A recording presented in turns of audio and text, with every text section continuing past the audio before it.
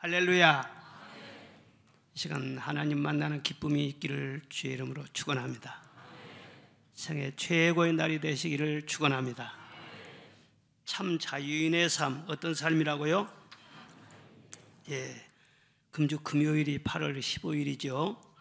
그래서 교회력으로 오늘을 해방 기념주일로 지키게 됩니다. 1945년 8월 15일 일제치하에서 우리나라가 해방됐으니까 금년이 벌써 80주년이 되는 해가 되었습니다.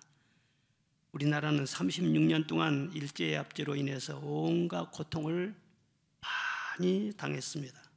국토를 빼앗기고 이름과 언어를 빼앗기고 수많은 생명들이 빼앗김을 당했습니다. 우리의 젊은이들은 강제로 동원이 돼서 중노동에 시달리다가 많이 희생됐어요. 석탄 광산에서, 금속 광산에서, 군수 공장에서, 또 토목 관계의 일로, 항만 운수와 관계해서 한 150만 명의 젊은이들이 동원이 되고 또 많이 목숨을 잃었다고 하는 것입니다. 일제에 징병된 젊은이만도 60만 명이나 되었습니다. 이렇게 많은 젊은이들이 군사훈련도 제대로 받지 못한 상태에서 전쟁에 동원돼 가지고 총알바지가 된 그런 신세. 그래서 수많은 사람들이 전쟁터에서 피 흘리고 죽었습니다. 더구나 20만여 명의 귀한 딸들이 정신대에 끌려가서 짐승보다 못한 그런 삶을 살아야 했습니다. 그럼에도 불구하고 일본이 지금 반성하고 있습니까? 아직까지도 독도가 자기들 땅이라고 우기지 않습니까? 그런 수치스럽고 고통스러운 과거가 우리 역사에 다시는 반복되지 않도록 우리가 깨어 있어야 할 줄로 믿습니다. 정신을 차려야 할 줄로 믿습니다. 사랑하는 여러분, 이런 모든 고통스러운 과거에 대한 진정한 보상이 무엇이겠습니까? 일본이 반성하고 사과한다고 해서 그게 진정한 보상이 되겠습니까? 그게 아닌 것입니다. 진정한 보상이란 우리가 잘 되는 것입니다. 보란듯이 잘 되는 것입니다. 하나님께서는 해방 이후에 우리 민족에게 놀라운 복을 주셨어요. 전 세계 200여 개국 중에서 우리나라의 경제 순위를 10위권으로 올려주셨습니다. 이것은 참으로 놀라운 기적입니다. 세계 어느 나라 못지않을 만큼 자유와 풍요와 번영과 발전을 허락하여 주셨습니다. 얼마나 놀라운 일입니까? 현재 우리나라는 한 가정에 평균 한 대 이상의 자동차를 보유하고 있습니다. 우리나라 사람의 평균 수명은 남자 여자 할 것 없이 80세가 넘습니다. 얼마나 장수하고 있습니까? 우리 어릴 때만 해도요 50세 조금 넘었어요. 그런데 언제 30년 이상 이렇게 증가가 되었습니다. 전쟁으로 가족과 재산을 잃고 폐허가 된 길거리에서 옷도 신발도 없이 울며 헤매던 우리 민족이 이렇게 엄청난 축복을 누리고 있는 것은 전적으로 우리 하나님의 은혜인 줄로 믿습니다. 이렇게 우리 민족이 해방 이후에 어마어마한 축복을 받고 살고 있지만은 그러나 그 이면에 그늘진 것이 또 많습니다. 좋은 것은 1등하면 좋은데 나쁜 것은 1등하면 안 좋잖아요. 그런데 자살률이 전 세계에서 1등이에요. 이혼율이 언제 치고 올라와서 벌써 전 세계에서 1등 돼버렸어요. 수백만 명의 알코올 중독자들이 거리를 비틀거리면서 헤매고 있어요. 마약에 중독된 자들, 우울증에 빠져있는 사람들 너무너무 많습니다. 겉으로는 빌딩이 높아지고 아파트가 좋아지고 그런데 그 아파트에 살고 있으면서 신음하고 탄식하는 그런 사람들이 너무너무 많다는 거예요. 회색 그림자가 수많은 사람들의 마음을 덮고 있다는 거예요. 고독과 절망과 분노와 두려움, 이런 것을 안고 살아가는 사람들이 참으로 많이 있어요. 겉으로만 우리가 자유함을 얻어서 다 된 것이 아니고 이런 내면의 자유함까지 얻어야만이 참 자유인 것인데 이 참 자유를 어디서 우리가 얻을 수가 있겠습니까? 스스로 노력해서 되는 것이 아닌 것입니다. 경제의 부여에서 오는 것도 아닌 것입니다. 지식이나 기술의 발전에서 오는 것도 아니고 문화적인 찬란한 그런 혜택을 받는다고 해서 되는 것이 아닌 것입니다. 오직 참 자유는 예수 그리스도로 말미암은 줄로 믿습니다. 예수님께서 우리를 진정으로 죄와 사망과 멸망에서 자유케 하시려고 이 세상에 오셨어요.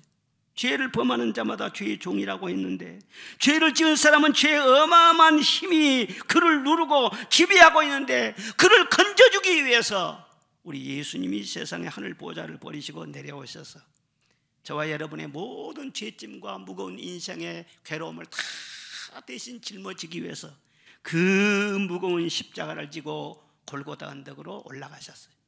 그리고 물 한 방울 피 한 방울 남기지 않으시고 다 쏟으셨어요. 그 피로 말미암아 우리 죄를 깨끗하게 씻어주신 줄로 믿습니다. 그래서 예수님만이 우리를 진정으로 자유케 해주신 것입니다. 마르틴 루터는 말하기를 그리스도인은 참 자유인이라. 사망에서, 생명에서, 저주에서, 죄에서, 형벌에서, 율법의 진노에서, 심판에서 참 자유케 하실 분은 예수 그리스도밖에 없다, 그런 말을 했습니다.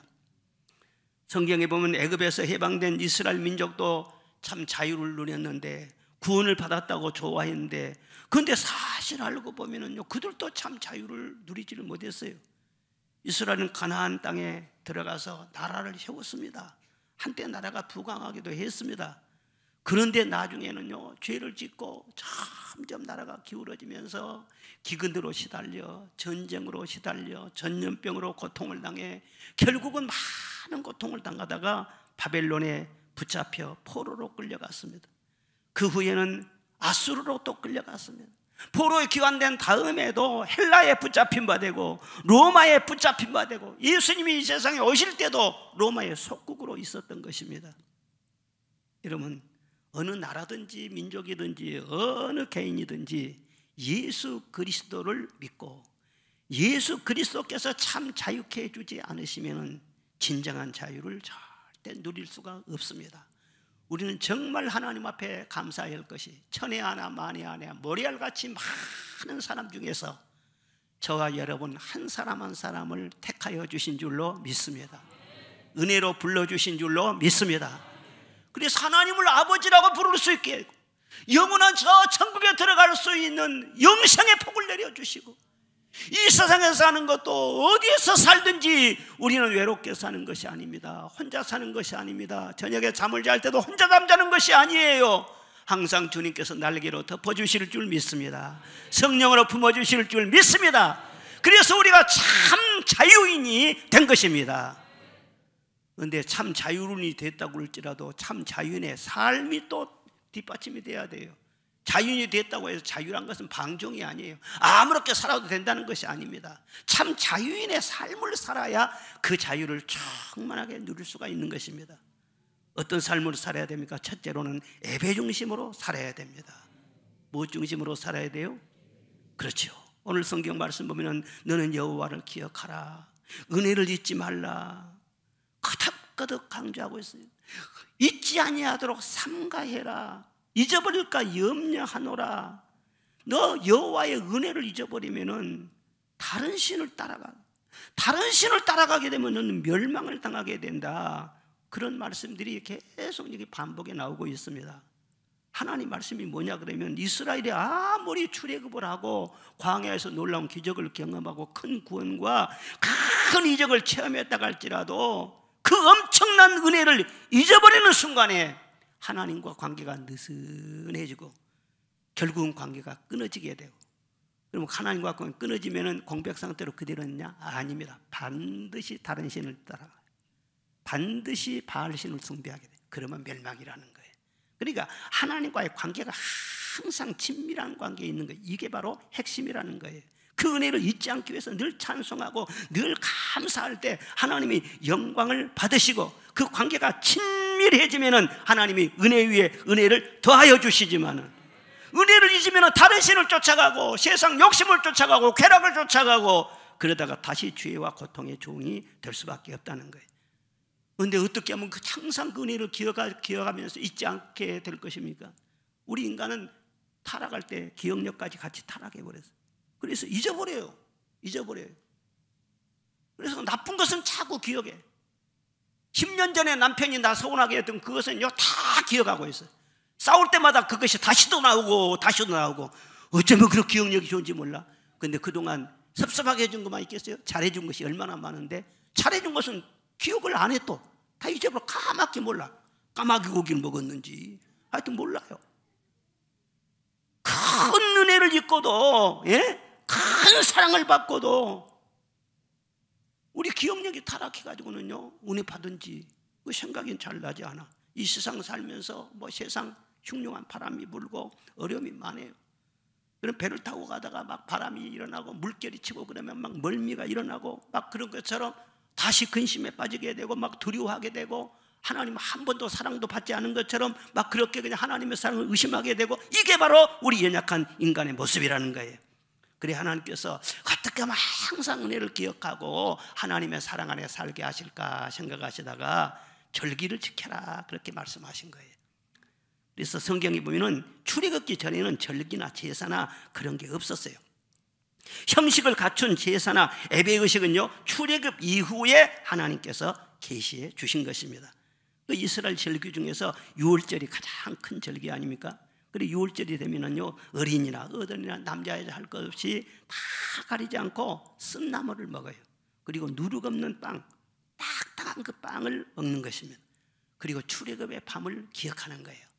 우리 조상들이 이렇게 쓴나물을 먹으면서 저녁에 그 애굽에서 탈출했다, 그것을 기억하면서 우리 힘으로 탈출한 것이 아니고, 우리가 싸워서 나온 것이 아니고, 외교력을 동원해서 나온 것도 아니라 정말 하나님의 강한 판들과 펴신 손으로 우리가 거기에서 구원받았다, 잊지 않고 절기를 지킬 때마다 하나님께 감사하고 그러는 것입니다.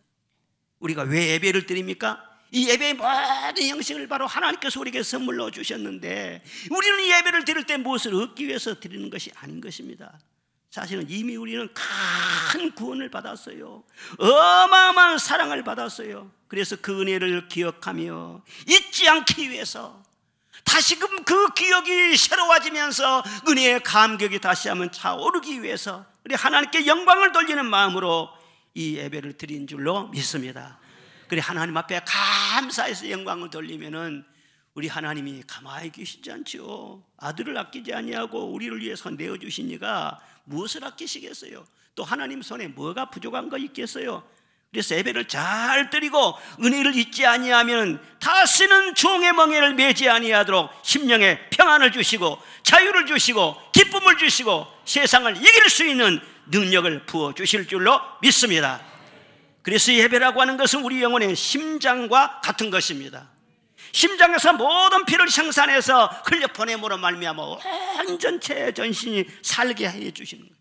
그리고 피가 더러워질 때 전부 다 심장으로 다시 다 모아가지고 거기에서 깨끗하게 정화시켜가지고 다시 또 보내주고 그 역할을 하는 것입니다. 이와 같이 우리 이 예배를 통해서 우리가 세상에서 여러 가지 근심과 걱정과 염려와 좋지 않은 그런 감정들도 많이 있어요. 이런 더러워진 우리의 모든 것들을 예배를 통해서 다 하나님 앞에 내어놓습니다. 십자가 아래 다 내려놓습니다. 그러면 주님이 그것을 다 성령의 불로 속하게 해주신 줄로 믿습니다. 그리고 새 은혜를 부어주시는 것입니다. 진리의 말씀으로 기쁨으로 충만하게 하실 줄로 믿습니다. 그래서 그 감격이 살아나고 또 지혜가 살아나고 세상을 이길 수 있는 담대한 능력이 충만해져 가지고 그 힘으로 세상에 나가서 승리하게 되는 거예요. 할렐루야. 예배를 드릴 때마다 우리 십자가에 달리신 주님을 바라보면은 보혈이 강같이 흐릅니다. 그래서 내 심령을 적십니다. 그것이 성령의 능력입니다. 그 성령의 능력이 나를 감싸게 되면은 놀라운 하나님의 특권이 우리 안에 주어지게 되고 우리의 삶의 질이 달라진다는 것을 여러분 믿으시기를 바랍니다. 예배가 있는 민족과 예배가 없는 민족 천지 차이인 것입니다. 삶의 질부터. 예배가 있는 그런 사람의 미래와 예배 없는 사람의 미래는요 천지 차이인 것입니다. 지금 여러분들이 이 예배를 드리고 있는 것은 여러분의 선택이 아니야.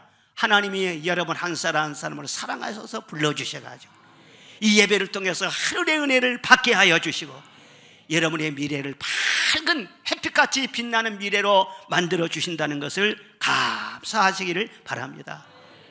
자, 예배 찬송을 한 가지 부르고 갑시다. 찬송가 9장 4절 한 절만 불러요. 주 앞에 나올 때, 주 앞에 나올 때 우리 마음 기쁘고 그 말씀 힘되어 새 희망이 솟는다. 고난도 슬픔도 이기게 하시옵고 영원에 잇대어 살아가게 하소서. 우리의 자랑과 기쁨 생명의 하나님, 우리의 예배를 받아주시옵소서.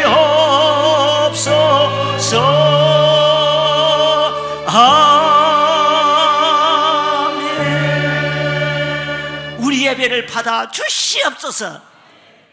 거지한테는 아무거나 던져줘도 배고픈 게 먹어요, 먹어. 그런데요, 우리 하나님 앞에서는 아무거나 던져주면서 잡수십시오 그러면 안 돼. 예배를 잘 준비해서 하나님이 받으시도록 그렇게 해서 우리 예배를 받아 주시옵소서. 하나님이 예배를 받으시면은요, 주머니가 막 열리는 거예요. 예? 하나님이 은혜를 주시는 거예요. 할렐루야. 예배를 드릴 때마다 그런 기쁨이 있기를 주의 이름으로 축원합니다. 둘째로는요, 하나님만 의지해야 하는 것입니다. 그것이 참 자유인 것입니다. 하나님은 이스라엘 백성들에게 좋은 땅을 약속하셨어요. 그런데 바로 들어가게 하면 될 텐데 그렇게 하지 않고 광야에서 40년 동안 통과하게 하셨어요. 그런데 광야가 어떤 것입니까? 광대하고 위험한 광야, 불뱀과 정갈이 있고 물이 없는 간조한 땅, 그렇게 표현이 되어 있어요. 그러니까 광야에는 은혜 없이는, 하나님의 돌보심이 없으면 하루도 견딜 수가 없어요. 그런 위험한 광야를 쭉 통과하게 하신 거예요. 얼마나 광야에 폭염이 장렬한지 모릅니다. 미국에는 대륙 아닙니까? 땅덩어리가 넓기 때문에 자연재해가 많아요. 허리케인이라든가 홍수라든가 산불이라든가 이런 위험이 엄청나게 많은데, 그 중에서도 가장 인명피해가 많이 난 피해가 무엇이냐면 폭염피해라는 거예요. 폭염피해. 그게 가장 심하다는 거예요. 다 발표가 안 돼서 그러지요. 홍수로 인해서 몇십 명 죽으면은요, 폭염으로 인해서 몇천 명 죽는다는 거예요. 2003년도에는 유럽에서 폭염으로 7만 명이 사망한 적도 있습니다. 제가 성지 순례하면서 이 광야를 쭉 통과를 했는데, 휴게소에 잠깐 내려가지고 화장실 다녀는 잠깐 사이인데 엄청나게 더워요. 그래서 아이고, 여기서 한 10분만 있으면 그대로 쓰러지겠다, 그런 생각이 들었어요. 이런 광야를 통과하는데 하나님께서 그냥 통과하게 하지 않으시고 낮에는 구름 기둥으로 잘 덮어주셔가지고 서늘하게 하시고, 저녁에는 기온이 급강하대요. 그러니까 불기둥으로 잘 덮어주셔가지고 따뜻하게 하시고 아주 오토메이션으로, 에어컨으로 다 해주시는 거예요. 할렐루야.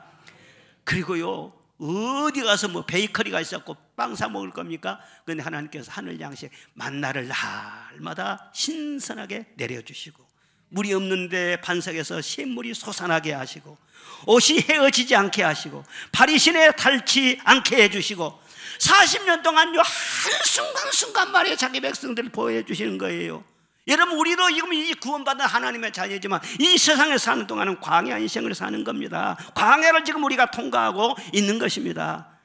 하나님께서 왜 위험하고 불편한 이 광야를 통과하게 하셨는가? 오늘 성경 말씀은 이는 다 너를 낮추시고 시험하사 마침내 복을 주게 하려 하심이니라, 그렇게 말씀하셨어요.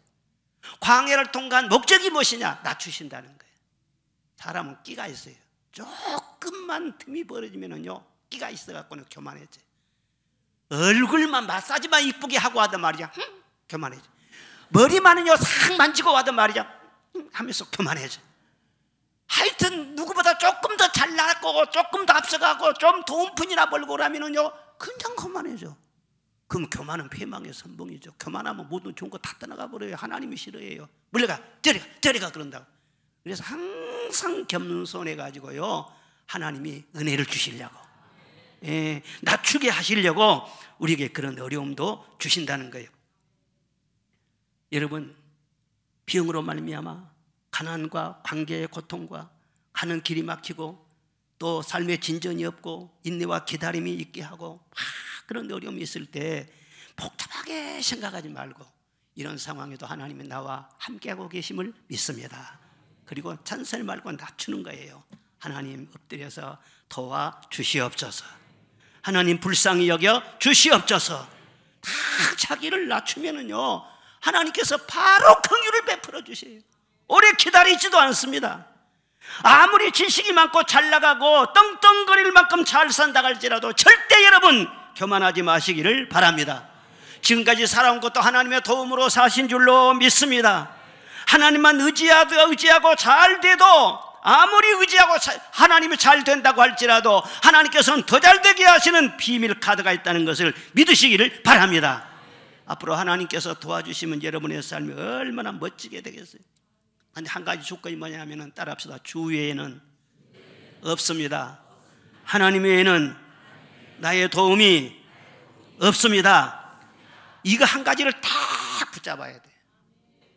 그게 광야를 통과하는요 키요, 키, 공식이요, 공식. 어려움을 당할 때 모세처럼 한번 대하여. 모세가 어떻게 했어요? 일단 무슨 일을 당하는데 엎드려 기도해요. 그러면은 반드시 하나님께서 응답을 주시는데 뭘로 응답을 주셔? 말씀으로 응답 주셔. 그러면 그 말씀을 백성들에게 딱 전해줘요. 그대로 순종해요. 그러면 해결돼요. 이것이 공식이에요. 광야를 통과하면서 물이 없는데 물이 막 목마르잖아요. 그래서는 거기 샘이 있어가지고 와서는요 물을 마셨어요. 그런데 아이고 물이 쓴 물이네. 물이 막 그냥 독이 들어있어요. 아이고 하나님 이거 어떻게 된 일입니까? 이거 생수인 줄 알았는데 물 마시고 사람들이 지금 죽어가게 생겼습니다. 막 부르짖고 기도해요. 그 하나님께서 뭐라 하겠습니까? 바로 옆에 나뭇가지를 꺾어서 집어넣어라. 꺾고 집어넣었어요. 그리고 다시 물을 먹어라. 다시 물을 먹었어요. 그랬더니 금방 사이에 이거 해독이 되었고 생수가 되어버렸네. 참 하나님 오래 걸리지도 않아요. 하나님 무슨 일 하시면요 부작용도 없어, 후유증도 없어, 아멘한 사람은 없어. 할렐루야. 여러분 문제 해결의 방법이 다른 데 있는 것이 아니요 하나님께 있습니다. 하나님 이럴 때는 어떻게 할까요? 진실한 마음으로 기도하시기를 바랍니다. 그리고 하나님 앞에서 그 응답을 막 받으면 받을수록 뭐가 남아요? 하나님을 아는 지식이 남는 거예요. 하나님의 사랑이 남는 거예요. 그래서 어려움을 당할수록 하나님과의 관계가 점점 튼튼해지는 것입니다. 그러니까 세상을 여러분 만만하게 보지 마세요. 세상은 참 어렵습니다. 그러나 너무 두려워할 필요도 없어요. 왜? 세상보다 크신 하나님이 우리와 함께하고 계시기 때문에. 애굽에서 10가지 재앙으로 바로를 꺾으신 그 하나님, 홍해를 통과하게 하신 그 하나님, 위대하신 하나님이 지금 우리와 함께하고 계신 줄로 믿습니다. 우리의 기도를 듣고 계시는 줄로 믿습니다. 광야 문제는 홍해 걷는 것에 비하면요 하찮은 거예요. 하찮은 거. 그런데 그걸 하나님께서 못 이루시겠어요? 무슨 일을 만나더라도 하나님 앞에 기도하며 만사형통의 복을 받으시기를 주의 이름으로 축원합니다. 하여튼 광야를 통과할 때 엎드리면 돼. 무조건 엎드리면 하나님이 다 해결해 주셔. 아멘. 그리고 셋째로는요 감사하며 살아야 돼요. 뭐 하면서요? 광야 생활은 가나안 땅에 들어가게 하려고 훈련받는 그 기간입니다. 그 훈련을 잘 받아야만 광야를 제대로 통과를 해가지고 가나안으로 들어갈 수가 있는 것입니다. 하나님은 철저하게 훈련을 시키는데 무슨 훈련을 시키느냐? 핵심이 무엇이냐? 언어 훈련이에요. 무슨 훈련이에요? 외국어 훈련이 아니에요. 예? 외국어는 못해도 괜찮아요. 근데 언어 훈련을 해야 돼. 예. 하나님 백성이라도 애굽에 살면서 불평불만이 엄청 많았어요. 불평과 원망은 노예의 근성인 것입니다. 그 근성을 그대로 가지고 가나안 땅에 들어가면 가나안 땅에 들어가도 문제가 되는 것입니다. 하나님은 사람을 창조하실 때 왕처럼 언어로 환경을 다스리게 그렇게 창조를 하셨어요. 그래서 늘 우리가 감사의 말을 하고 찬송하고 긍정적으로 믿음의 말을 하면은 내가 사는 환경이 꽃피고 향기가 나고 새들이 노래하는 평화의 동산이 되게 하시고 그런데 입술로 자꾸 불평 원망을 하면은요, 가시와 엉겅퀴가 돋아나게 하시고, 이것이 하나님께서 다 역사하시는 거예요. 하나님이 말씀으로 천지를 창조하시고 다스린 것처럼 자유함을 받은 성도들은 말로 환경을 다스리고 새 역사를 창조하고 원수마귀를 물리치고 행복을 유지하며 승리하도록 하나님께서 디자인을 하신 것입니다. 그런데 말이 병들어 있으면 아무리 좋은 환경에 살아도 고생을 면할 수가 없어요. 하나님은 우리 연약함도 아시고 부족함도 아시고 미련함도 다 아세요.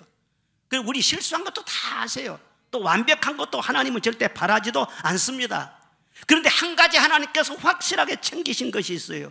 그게 무엇이냐? 큰 은혜를 받고 너는 영원한 생명을 얻었는데 불평하지 말고 감사하라는 거예요. 그런 은혜를 주었는데도 원망 불평하면 그냥 절대로 넘어가지 않습니다. 이스라엘 백성들이 원망할 때 불뱀이 나와서 막 물었지 않습니까? 그러니까 우리가 불평 원망하면은요, 사실은 영적으로요 뱀에 물리게 돼요. 뱀에 물리게 되면 독이 퍼지죠. 그럼 몸이 막 붓지요. 그러니까는요, 불평불만 많은 사람은요 막 부어요. 입이 이만큼 부어요. 그래서 투덜투덜 어디 가든지 불평을 해요. 그리고 간이 막 부어요. 간이 땡겨가 부어가지고는요 막 교만해요. 사람들도 몰라보고 하나님도 몰라보고 불평불만하고 혈기를 내고 막 그렇게 된다는 말이에요. 그리고 그런 사람들은요 광야에서 뺑뺑뺑뺑 돌다가 뺑뺑뺑 돌다가 거기서 다 쓰러져서 죽었잖아요. 광야에 사나 가난에 들어가나 그게 문제가 아니에요.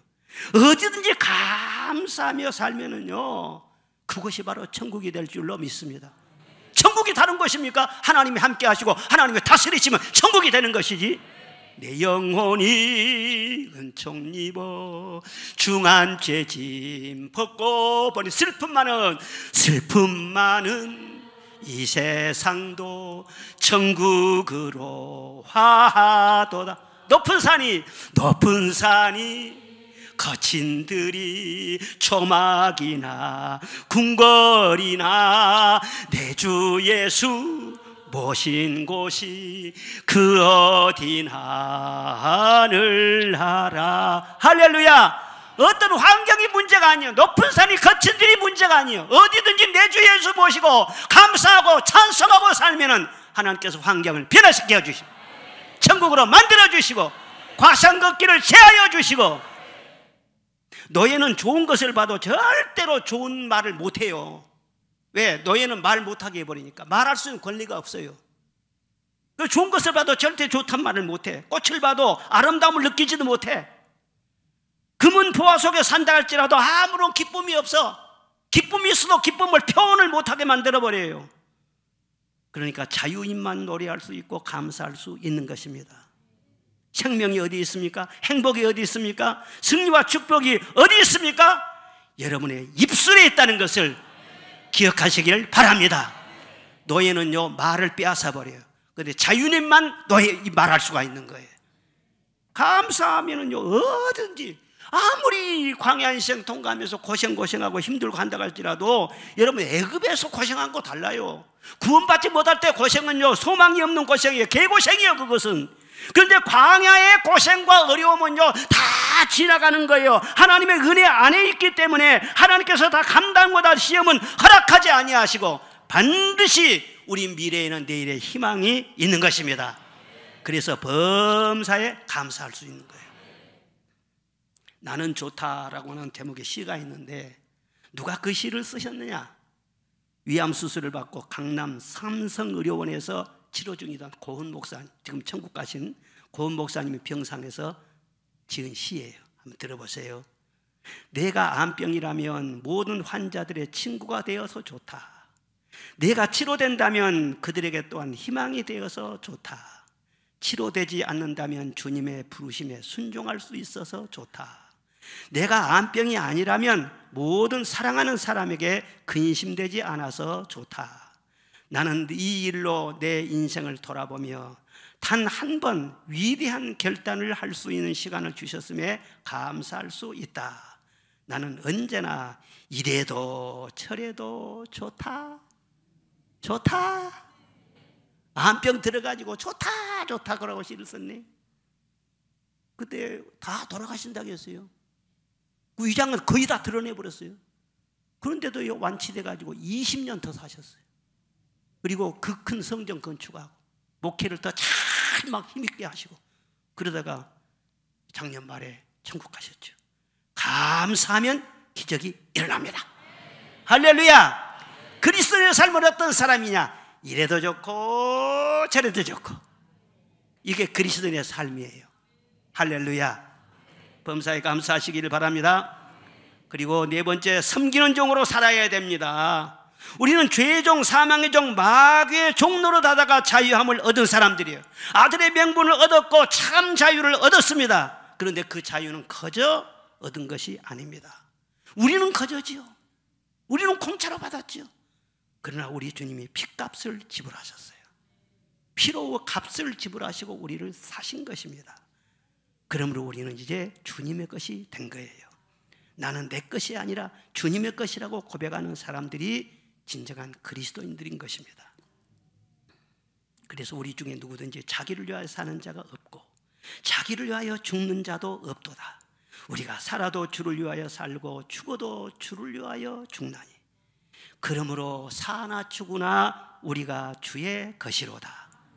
나는 주의 것이로다. 나는 주의 것이로다. 이것이 바로 거듭난 그리스도인의 정체성이에요. 아이덴티티. 따라합시다. 나는 주의 것입니다. 나는 주의 것입니다. 가만히 보면 결혼하면서 말이죠, 둘이 너무나 사랑하면은요, 당신은 내 거야, 내 거야. 남편이 자기 것이래, 자기 것이래. 그리고 아내를 향해서 너는 내 거야, 내 거야. 숙자야, 너는 내 거야. 영자야, 너는 내 거야. 그거 애교로 봐줄 수 있지만 사실은 그게 아니에요. 아무리 나를 사랑하고 나와 함께하는 내 아내나 남편 내 것이 아니에요. 주님의 것이지. 할렐루야. 허락하는 동안만 이 세상에서 서로 사랑하고 함께 동행하고 그렇게 살아가는 것이지 내 소유가 아니지. 아멘. 사람은 누구나 자기 만족, 자기 행복만을 위해서 살면은 항상 불만이 더 많아져요. 그리고 계속 나를 위하여 이기적으로 자꾸 자기 중심으로 살면은 인생이 이상하게 남는 것이 없어 허무해지는 것입니다. 이제 나는 주의 것임을 고백하고 어떻게 하면 주님을 위해 살까? 어떻게 하면 주님을 더 잘 섬길까? 이렇게 주님 중심으로 살아갈 때 이상하게 주님이요, 나를 종으로 부리는 것이 아니라 내게 자유를 주세요. 기쁨을 주세요. 여유를 주세요. 의심의 폭이 확 넓어지게 만들어 주세요. 그래서 나를 위해 사는 사람은 여전히 죄종이 또 돼버려요. 그런데 주를 위해 사는 사람은 진정한 자유를 누리게 돼. 이것이 그리스도인의 삶이죠. 결혼이 생활이 뭐예요? 결혼은요, 한 사람에게 딱 매이는 거예요. 한 여자를 사랑하고 섬기면서 그 안에서 자유함을 얻고 섬기는 자체를 행복으로 하는 그것이 바로 진정한 행복의 결혼 생활이라. 결혼 생활이 가지고는 이거 그냥 나는 남편을 위해서 뭐 이거다고 저거다고 그냥 막 시간도 빼고 그냥 모든 정성을 다 기울이고 그럼 나는 무엇이냐? 나중에 보면은 나는 수고하고 난 남는 것이 무엇이냐? 그렇게 생각하면 굉장히 힘들어지는 거예요. 결혼이란 것은요, 섬긴 것으로 기쁨을 누리는 거예요. 섬김으로 만족을 누리는 거예요. 내가 섬겼으면 됐다. 피차에 서로 인격을 존중하고 잘 섬기고. 저는 그렇게 살아요. 그냥 막 아프다고 삭신 아프다고 그러면은 그냥 마사지 해주면서 말이요, 내가 즐거워. 마사지 막 해주다 보면은 내 발이 그냥 막 건강해져. 운동을 별도로 할 필요가 없어. 그리고는요, 이렇게 해준다면은요, 내 마음이 더 기뻐. 이 정도 되면은요, 훌륭한 남편이시지. 여러분들 알아서 사세요. 알아서 사세요. 섬기며 사시기를 바랍니다. 섬김을 받으려고 하면 불만이 많아져요. 종이 되어요. 자꾸 위로를 받으려고 해보세요. 당신 나한테 해준 건 뭐야? 이런 식으로 하면은요, 이거 가정이요, 찬바람이 쌩쌩 불어요. 너무너무 힘들어져요. 그런데요, 내가 잘해야지, 내가 잘 섬겨야지, 이런 중심으로 살면은요, 가정이 훈훈해져요. 에덴 동산이 돼요. 할렐루야. 교회 생활도 똑같은 거예요. 교회 와서 말이죠, 나를 누가 친절하게 해주나, 나를 누가 섬겨주나, 서비스를 잘해주나, 이런 식으로 한 것보다 어떻게 하면 내가 이 교회를 잘 섬길까, 이 중심 속에 말이죠, 엄청난 은혜가 들어있는 거예요. 뉴욕에 플리모스라는 교회가 있었는데 이 교회에서 1928년도에 있었던 얘기입니다. 어떤 할머니가 예배 끝날 때쯤 됐는데 손을 들고요, 목사님 죄송하지만요 딱 한 번 마지막으로 부탁드리는데요, 제가 그 강단에 올라가서 간증 한번 할 수 있도록 허락해 주세요. 그래서 그 청이 너무 간절히 해서요, 목사님이 그러시라고 올라와서 말씀을 하시라고 하면서 허락을 해드렸어요. 그랬더니 할머니가 강대상에 딱 올라와서요, 성도들을 쭉 보더니 조심스럽게 입을 여는 거예요. 지금 제가 말하는 것은 68년 전 이야기입니다. 저는 그날까지 정확히 기억하고 있습니다. 1860년 9월 19일 그날은 주일날이었습니다. 그때 이 예배당 바로 앞 거리에서 노예시장이 열렸는데 교회에서는 노예 한 사람이라도 우리가 사서 자유를 줍시다 해가지고 헌금을 했는데 그 돈을 가지고 저를 사서 자유인이 되게 해 주셨습니다. 저는 너무나 감사해서 저는 이 교회를 떠날 수 없었습니다. 그때 우리 아버지는 팔려가지고 다른 데로 갔습니다. 나는 이제 팔리면 어디로 갈까? 그래서 가슴이 부들부들 떨렸습니다. 그런데 나를 사가지고 나를 자유케 해주셔서 너무너무 감사해서 나는 이 교회를 떠날 수가 없었습니다. 그래서 한평생 동안 이 교회에 머물면서 이 교회를 위해서 기도하고 봉사하고 여기서 은혜를 받았습니다. 이제 제가 나이가 많아서 죽을 때가 가까웠기에 이 말을 꼭 하고 가야겠기에 제가 이 말씀을 드린 것입니다. 많은 노예가 있었지만 그 중에서 저를 사서 자유케 해 주셨습니다. 너무너무 감사합니다. 그렇게 말하는 거예요. 그러니까 그 할머니가 자유를 얻었으니까 어디 가서 마음대로 살아도 되지 않겠어요? 그런데 이 교회를 나는 떠날 수 없다는 거예요. 자유 한 번 얻은 다음에 스스로 매인 거예요. 자월에서 사랑의 종이 되고 섬김의 종으로서 한평생을 살았다는 거예요. 그 결과 교회를 통해서 평생 은혜와 복을 얼마나 많이 받았어요.